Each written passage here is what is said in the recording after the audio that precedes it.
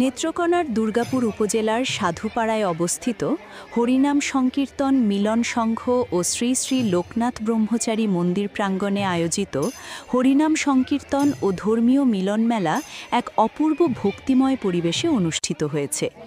কীর্তনের সুমধুর সুর, শঙ্খধ্বনি ও ভক্তদের আন্তরিক প্রার্থনায় পুরো প্রাঙ্গণ যেন হয়ে ওঠে এক পবিত্র আনন্দধাম।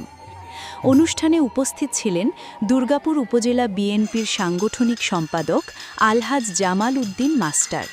তিনি ভক্তদের সঙ্গে শুভেচ্ছা বিনিময় করেন এবং আয়োজকদের এমন সুন্দর ধর্মীয় উদ্যোগের প্রশংসা করেন। ভক্তবৃন্দের স্বতঃস্ফূর্ত অংশগ্রহণে কীর্তন, নাম সংকীর্তন ও ধর্মীয় আলোচনা মিলিয়ে অনুষ্ঠানটি পায় এক অনন্য মাত্রা।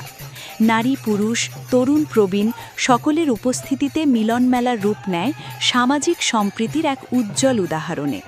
আয়োজকরা জানান, প্রতি বছর এ ধরনের আয়োজনের মাধ্যমে সমাজে শান্তি, সৌহার্দ্য ও ভ্রাতৃত্ববোধ আরও সুদৃঢ় হয়। অনুষ্ঠানের শেষে দেশ, জাতি ও সমগ্র মানবজাতির কল্যাণ কামনা করে বিশেষ প্রার্থনা করা হয়।